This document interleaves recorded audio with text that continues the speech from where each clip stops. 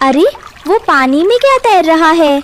इतना बड़ा, इतना गोल और भूरे रंग की जंगल के एक छोर पर मीलों दूर तक फैला एक ऐसा बंजर इलाका था जहाँ घास का एक तिनका भी नहीं उगता था। सभी पंछी इस जगह को मनहूस मानते थे, लेकिन रानो चिड़िया के इरादे कुछ और ही थे। अरे ओ रानो, धूप में तुम्हारा दिमाग चढ़ गया है क्या? इस तपती रेत में तुम क्या ढूंढ रही हो? यहाँ सिर्फ पत्थर मिलेंगे, दाना नहीं।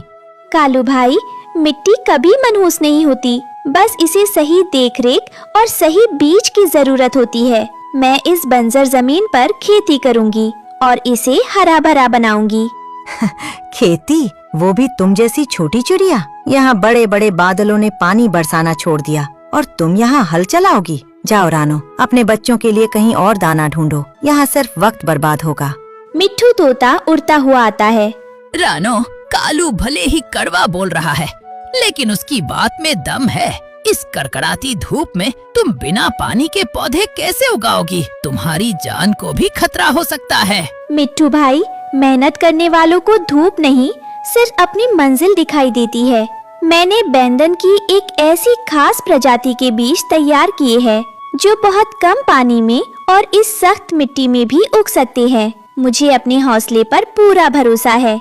रानो ने बंजर जमीन पर ही अपना आशियाना बनाने की ठानी। उसने मिट्टी और प्राकृतिक रंगों से एक अनोखा बैंगन की शक्ल का घर बनाया और वहीं रहकर अपनी कला का जादू शुरू किया। वाह भाई वाह, जमीन तो बंजर थी ही, अब घर भी बैंगन जैसा बना लिया। रानो, क्या अब तुम खुद को इस जंगल की बैंगन सुल्तान समझती हो?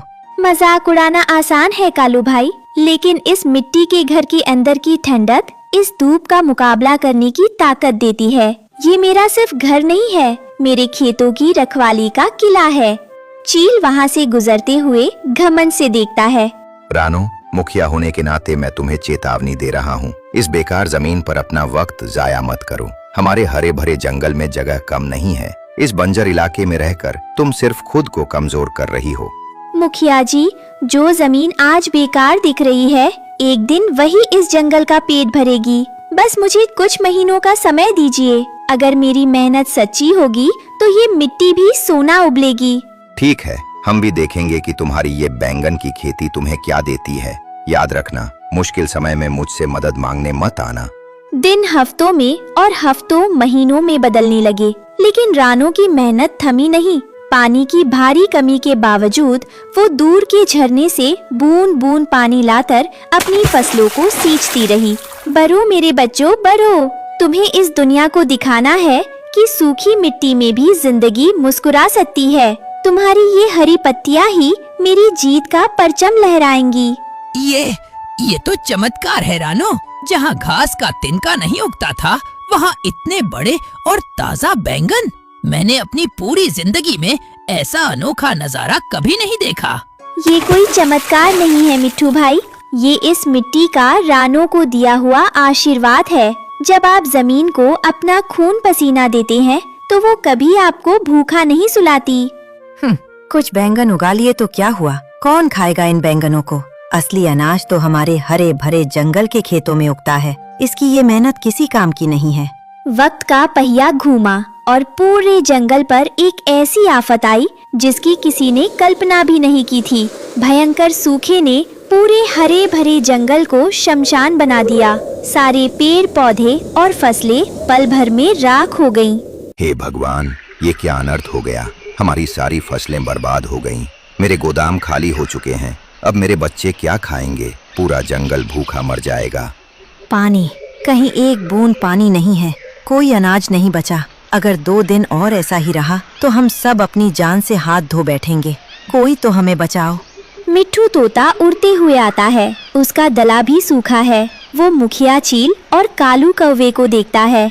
मुखिया जी, कालू भाई, हमारे पूरे जंगल में अब खाने का एक दाना नहीं बचा है। लेकिन एक जगह ऐसी है जहां आज भी खुशहाली है और फसलें लहलहा रही हैं। वही बंजर इलाका जहां रानो चिड़िया का बैंगन का घर है। उसकी फसलें कम पानी में भी जीवित रहने वाली थी, इसलिए आज इस सूखे में भी उसके खेत बैंगनों से भरे पड़े हैं। क्या? रानो के खेत? लेकिन हमने तो उसका कितना मजाक उड़ाया था। भुल्ला भाई ने तो उसे जंगल से बाहर जाने तक की धमकी दी थी। वो भला हमारी मदद क्यों करेगी? अपनी जान बचाने के लिए जंगल के सभी अभिमानी परिंदे आज उसी बंजर जमीन की तरफ बढ़ रहे थे जिसे उन्होंने कभी मनहूस कहा था। रानो अपने घर के बाहर खड़ी उनका इंतजार कर रही थी। रानो, हमें माफ कर दो। हम सब अपने घमंड में अंधे हो चुके थे। आज हमारा पूरा जंगल भूखा मर रहा है। अगर तुमने हमारी मदद नहीं की तो हमारी नस्लें खत्म हो जाएंगी। प्लीज हमें बचा लो। रानो, मैंने हमेशा तुम्हारी मेहनत का मजाक उड़ाया, तुम्हें बैंगन सुल्तान कहकर चिढ़ाया, लेकिन आज समझ आया कि असली सुल्तान तो तुम ही हो, जिसने अपनी मेहनत से इस सूखी जमीन को भी जीवन दे दिया। मुझे अपने बच्चों के लिए सिर्फ 2 बैंगन दे दो, मुझे सजा मत दो। कालू भाई, कालू मुखिया जी, आप सब ये क्या कर रहे हैं? बुरा वक्त किसी को सजा देने के लिए नहीं, बल्कि अपनों को सही रास्ता दिखाने के लिए आता है। मेरा ये बैंगन का घर और ये पूरी खेती मेरी अकेले की नहीं है, ये पूरे जंगल की है। रानो, तुम्हारे साथ इतना बुरा व्यवहार करने के बाद भी तुम इन सबको माफ कर रही हो। तुम सच में महान हो। सभी भाई बहनों, कोई भी भूखा नहीं रहेगा। मेरे बच्चों, जाओ और खेत के सारे बैंगन तोड़कर सबको बांट दो। आज इस बंजर जमीन का एक एक फल हर उस पंछी का पेट भरेगा जो भूखा है। रानो चिड़िया की इस उदारता ने न केवल पूरे जंगल की जान बचाई, बल्कि सभी के दिलों से नफरत और घमंड को हमेशा के लिए मिटा दिया। अब वो बंजर इलाका जंगल का सबसे खुशहाल हिस्सा बन चुका था। रानो, आज से तुम इस जंगल की सिर्फ एक चिड़िया नहीं, बल्कि इस पूरी जमीन की मार्गदर्शक हो। तुमने हमें सिखाया कि जमीन कभी बंजर नहीं होती, इंसान की सोच बंजर होती है। और मुखिया जी, आज से मैं भी रानो का सबसे पहला और सबसे मेहनती किसान छात्र हूँ। अब हम पूरे जंगल को रानो की तरह हरा भरा बनाएंगे। याद रखना दोस्तों, जब इरादे पक्के हों और मेहनत सच्ची, तो पत्थर से भी पानी निकाला जा सकता है। मुश्किल वक्त में एक दूसरे का हाथ थामना ही हमारी सबसे बड़ी ताकत है। दृढ़ संकल्प और बिना किसी बदले की भावना के की गई मेहनत कभी खाली नहीं जाती। रानो की इस कहानी ने साबित कर दिया कि इंसान चाहे तो अपनी मेहनत से बंजर किस्मत को भी हरा भरा कर सकता। कुकू, ये जो 24 घंटे तुम इस पत्ते पर उंगलियां घिसते रहते हो, इससे घर का बिजली का बिल या राशन का जुगाड़ नहीं होने वाला। तुम्हारी उम्र के बच्चे अब पार्ट टाइम काम ढूंढ रहे हैं। ओहो माँ, आप अभी भी उसी 90 के जमाने में जी रही हो। सुबह जाओ, लकड़ियाँ काटो, शाम को थक कर सो जाओ। लाइफ में कुछ बड़ा सोचो। आज का यूथ स्मार्ट वर्क करता है, आपकी तरह कोलू का बैल नहीं बनता। स्मार्ट वर्क और हवाबाजी में फर्क होता है मिस्टर कुकू। जो मेहनत की कमाई नहीं होती वो टिकती नहीं है। अपनी हद में रहना सीखो। कुकू गुस्से में अपना ब्लैक लीफ उठाता है और पैर पटकते हुए बाहर उड़ जाता है। जंगल के एक कोने में कालू कौवा सनग्लासेस पहने बैठा है और उसके पास एक अजीब सी चमकने वाली मशीन है जिसे वो ब्लैक बॉक्स कह रहा है। कुकू गुस्से में वहाँ पहुँचता है। आओ कुकू मियाँ, क्या हुआ? आज फिर घर में मिडिल क्लास लेक्चर सुनकर आ रहे हो? तुम्हारी माँ को कभी तुम्हारी काबिलियत समझ नहीं आएगी। कालू अंकल, मुझे बस किसी भी तरह बहुत सारे पैसे कमाने हैं। मुझे माँ को दिखाना है कि मैं गलत नहीं हूँ। कोई तरीका बताओ। ये देखो, द मैजिक ब्लैक बॉक्स। तुम्हें कुछ नहीं करना, बस इसमें अपने घर का पुराना सामान या थोड़े से अनाज के दाने डालने हैं और ये उसे डबल करके देगा। इसके सर्वर सीधे बड़े शहर से जुड़े हैं, लेकिन हाँ, इसकी एक छोटी सी ज्वाइनिंग फीस है। फीस? पर मेरे पास तो एक थैला भी नहीं है। तुम्हारी माँ के पास वो पुश्तैनी सोने का सिक्का है ना, जो तुम्हारी दादी ने दिया था? बस 2 दिन के लिए वो सिक्का इसमें डालो। 4 सिक्के बनकर बाहर आएंगे। माँ को पता भी नहीं चलेगा और तुम रातों रात हीरो बन जाओगे। रात का समय, रानो चिड़िया गहरी नींद में सो रही है। कुकू दबे पांव रानो चिड़िया के लॉकर पेड़ की खोखल के पास जाता है और सोने का सिक्का चुरा लेता है। मैं चोर नहीं हूँ, मैं बस 2 दिन में इसे वापस रख दूंगा। माँ खुश हो जाएगी। अगले दिन सुबह कुकू वह सिक्का कालू कौवे को दे देता है। कालू उसे मशीन में डालता है और कुकू को एक रसीद थमा देता है। परसों आना कुकू और अपने 4 सिक्के ले जाना। 2 दिन बाद कुकू बहुत खुश होकर कालू के ठिकाने पर जाता है, लेकिन वहाँ सन्नाटा था। कालू कौवा, उसकी मशीन, सब गायब है। वहाँ सिर्फ कुछ टूटे हुए पत्ते और कचरा पड़ा है। कालू अंकल, कहाँ हो आप? मेरा सिक्का, मेरी माँ का सिक्का।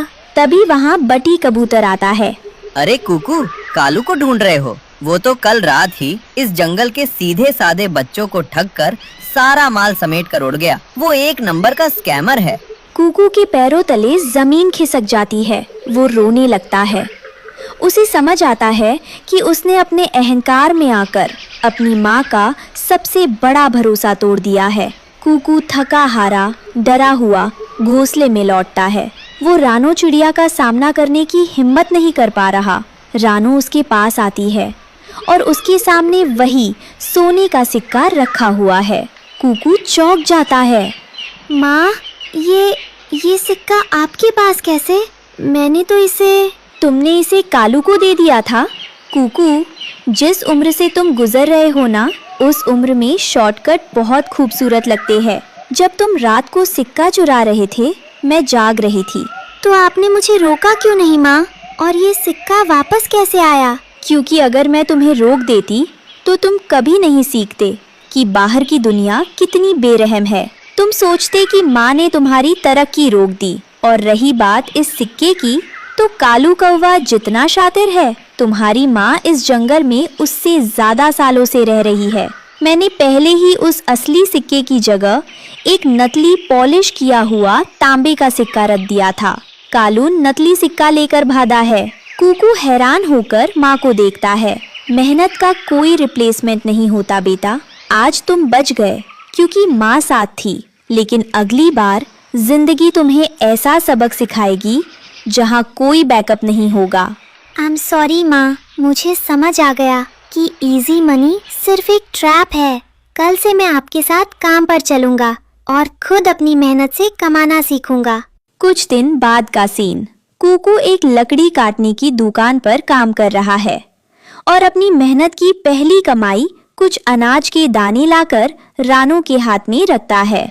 शॉर्टकट से मिली कामयाबी सिर्फ एक भ्रम है। असली पहचान और सुरक्षा केवल आपकी मेहनत और समझदारी से ही आती। सुंदरवन जंगल में बीती रात आए भयानक चक्रवात ने चारों तरफ तबाही मचा दी। सुबह जब सूरज निकला तो हर तरफ पक्षियों के आशियाने बिखरे पड़े थे और हर कोई बेघर था। हे भगवान, ये कैसा मंजर है। मेरा सालों पुराना घोंसला, सब कुछ बिखर गया। एक तिनका भी सलामत नहीं बचा। दादी, आप ठीक तो है ना? आपके पंखों में कहीं चोट तो नहीं आई? मैं ठीक हूँ रानो बेटा, हौसला मत हारो। कुदरत जब कुछ छीनती है तो इंसान या पक्षी का इम्तिहान लेती है। घोंसला तो सिर्फ लकड़ियों का ढेर था जो बिखर गया। जब तक हमारे हौसले और हमारे रिश्ते सलामत है, हम दोबारा अपना आशियाना खड़ा कर लेंगे। लेकिन इस वक्त पूरा जंगल बेघर हो चुका है। रानो लकड़ियों की तलाश में नदी किनारे गई तो उसे पानी में बहता हुआ एक विशाल नारियल का खोल मिला। अरे, वो पानी में क्या तैर रहा है? इतना बड़ा, इतना गोल और भूरे रंग का। ये तो एक बहुत बड़ा नारियल का खोल है जो शायद ऊंचे पहाड़ों से बहकर यहाँ आया है। भगवान ने मेरी सुन ली। ये नारियल इतना सख्त और मजबूत है कि इस पर बड़े से बड़े तूफान का भी कोई असर नहीं होगा। रानो के इस अनोखे वाटरप्रूफ घर की चर्चा पूरे जंगल में होने लगी। तभी रानो का एक आलसी और कामचोर रिश्तेदार कालू कौवा अपना घोंसला टूटने का नाटक करते हुए वहाँ आ पहुँचा। ओहो रानो बहन, दादी प्रणाम। मैं तो कहीं का नहीं रहा। उस पापी तूफान ने मेरा सब कुछ छीन लिया। इस पूरे जंगल में कोई मेरा सगा नहीं है। क्या आप इस अभागे भाई को अपने इस आलीशान महल के कोने में थोड़ी सी जगह नहीं देंगी? अगर आपने मना कर दिया तो मैं आज रात ही दम तोड़ दूंगा। कालू बेटा, मुसीबत के समय अपनों के काम आना हमारा फर्ज है। लेकिन याद रखना, ये घर रानो ने दिन रात एक करके अपने पंखों से खून बहाकर बनाया है। यहाँ रहने के कुछ नियम है, मेहनत और ईमानदारी। अरे दादी, आप ही कैसी बातें कर रही हैं? कालू कौवा भाई मुसीबत में है और हमारा घर इतना बड़ा है कि हम 3 पक्षी इसमें आराम से रह सकते हैं। कालू कौवा भाई, आप अंदर आइए। जब तक आपका नया घोंसला नहीं बन जाता, आप हमारे साथ यही रहिए। वाह, बेवकूफ चिड़िया फंस गई। क्या कमाल का घर है, ना पानी का डर, ना आंधी का खतरा। लकड़ियों के घोंसले में रहने वाले तो बेवकूफ होते हैं। असली ऐश तो इस नारियल के महल में है। अब यहाँ से मैं कभी वापस नहीं जाने वाला। कुछ दिन बीते ही कालू कौवा के मन में लालच आ गया और वो घर पर कब्जा करने की सोचने लगा। एक शाम जब रानो काम से लौटी तो कालू कौवा ने घर के बीचों बीच एक दीवार खड़ी कर दी थी। ये क्या बदतमीजी है कालू कौवा भाई? हमारे इस सुंदर नारियल घर के ठीक बीचों बीच आपने ये सूखी कंटीली लकड़ियों और पत्तों का ढेर क्यों खड़ा कर दिया है? पूरा घर 2 हिस्सों में बट गया है। ये क्या तमाशा है? तमाशा नहीं है रानो चिड़िया, ये हकीकत है। आज से इस नारियल घर का बंटवारा हो चुका है। ये जो कंटीली लकड़ियों की दीवार दिख रही है ना, इसके दाईं तरफ का हिस्सा जहाँ बड़ी खिड़की है और मुलायम घास है, वो मेरा है और बाईं तरफ का छोटा हिस्सा तुम्हारा और दादी का है। आज के बाद तुम दोनों मेरे हिस्से में कदम भी मत रखना, वरना अंजाम अच्छा नहीं होगा। कालू कौवा, तेरी इतनी मजाल, तू हमारे घर में शरण मांगने आया था। रानो ने तुझे तरस खाकर छत दी और तू आज उसी के घर पर डाका डाल रहा है। शर्म नहीं आती तुझे ऐसी नीच हरकत करते हुए? शर्म? बूढ़ी दादी, आज के जमाने में शर्म से पेट नहीं भरता। कानूनन देखा जाए तो ये नारियल लावारिस था जो नदी में बहकर आया था। इस पर जितना हक रानो का है उतना ही मेरा भी है, क्योंकि मैं भी इसी जंगल का नागरिक हूँ। और वैसे भी तुम दोनों औरतें दिन भर बाहर रहती हो। इस घर की असली देखभाल तो मैं करता हूँ। अगर ज्यादा शिकायत है तो कोर्ट चले जाओ, चील राजा के पास। देखते हैं कौन तुम्हें इंसाफ दिलाता है।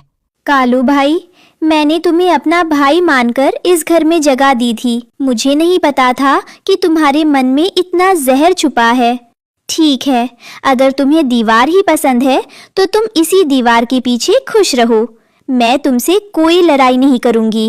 रानो, तू इतनी सीधी क्यों बन रही है? इस कामचोर को धक्के मारकर बाहर निकाल। ये घर तेरी मेहनत का है।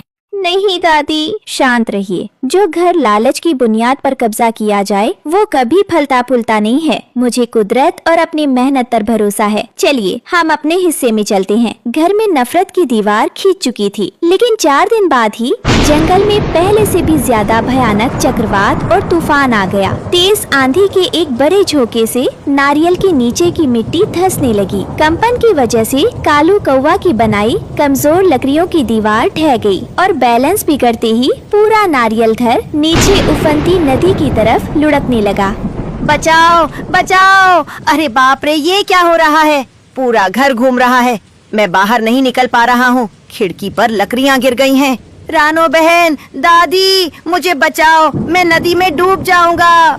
रानो, नारियल लुढ़क रहा है, जल्दी बाहर उड़ो, वरना हम सब नदी के काल गाल में समा जाएंगे।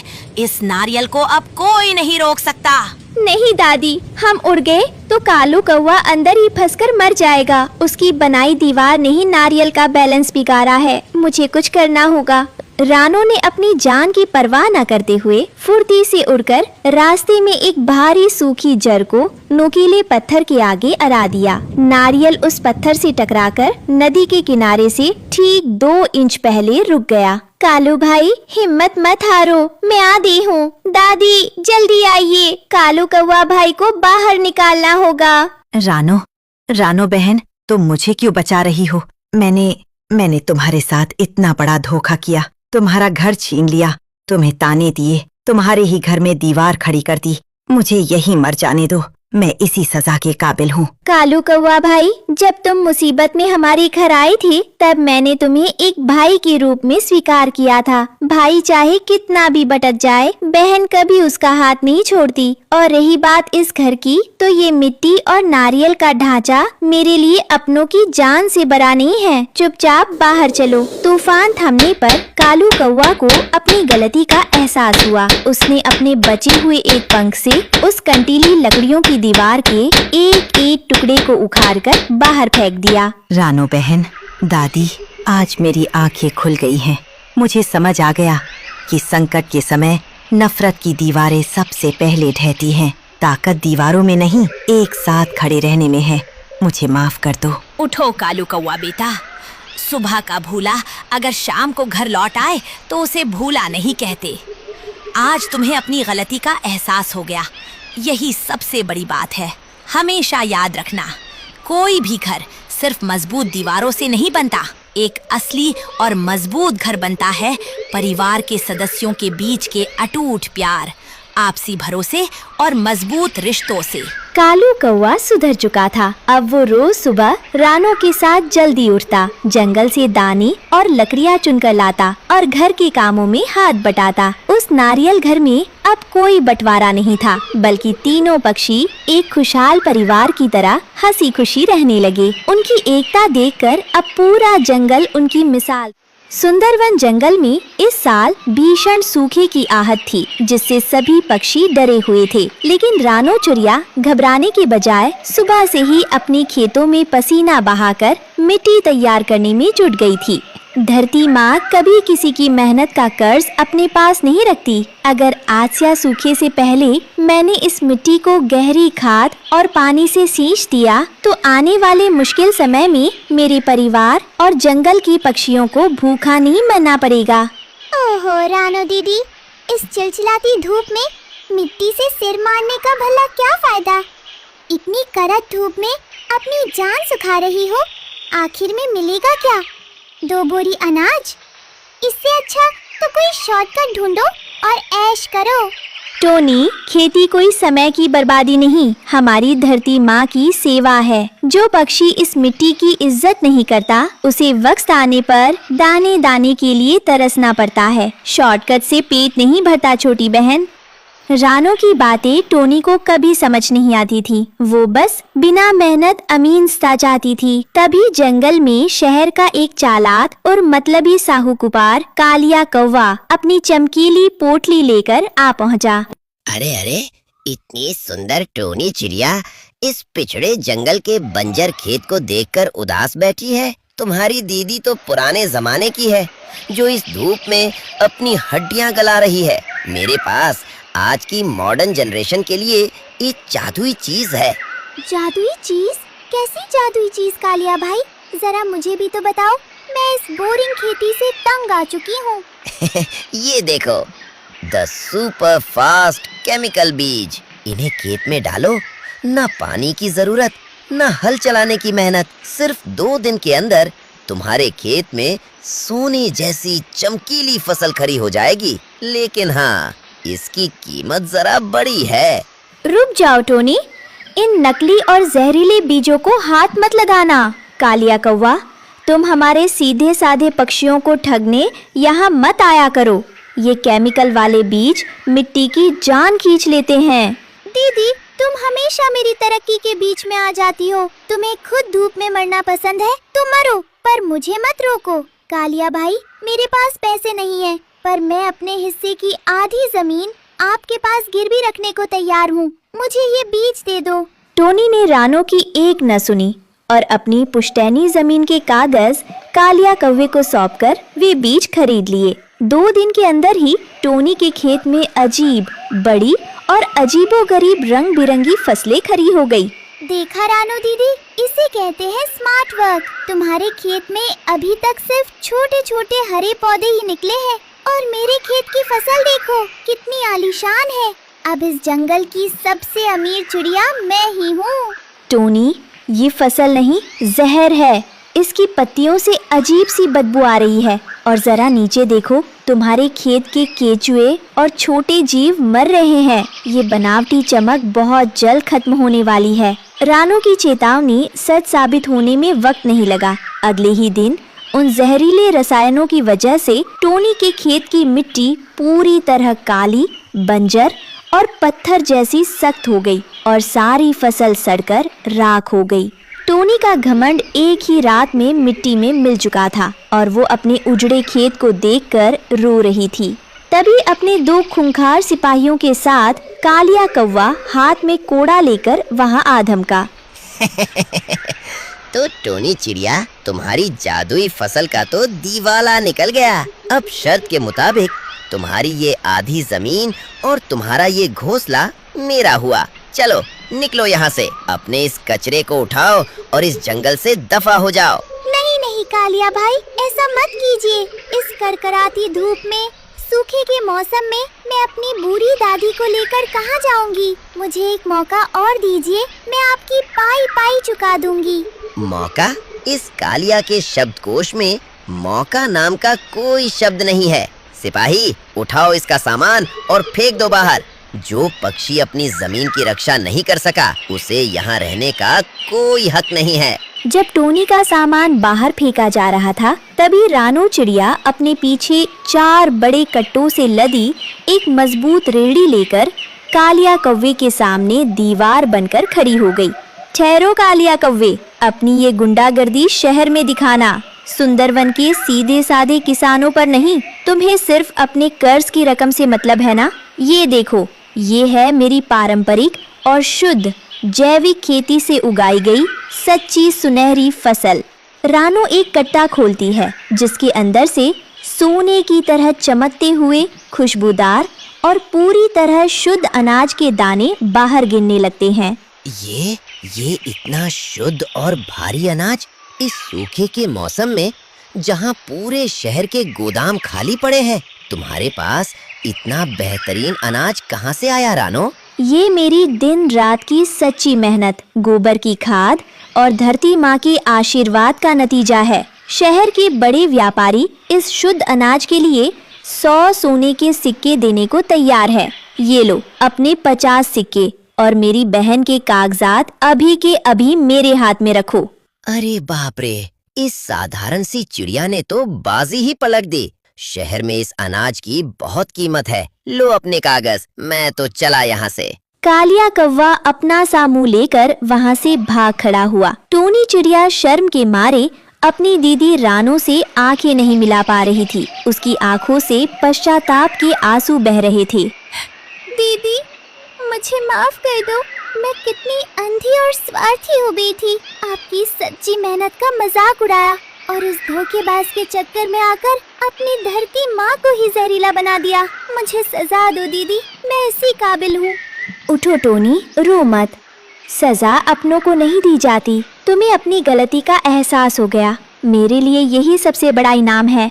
हमेशा याद रखना छोटी बहन, खेती सिर्फ हमारा पेट नहीं भरती, ये इस धरती माँ का हमारे प्रति प्यार है। इसमें शॉर्टकट, केमिकल और लालच की कोई जगह नहीं होती। इसमें सिर्फ सच्ची मेहनत और सब्र काम आता है।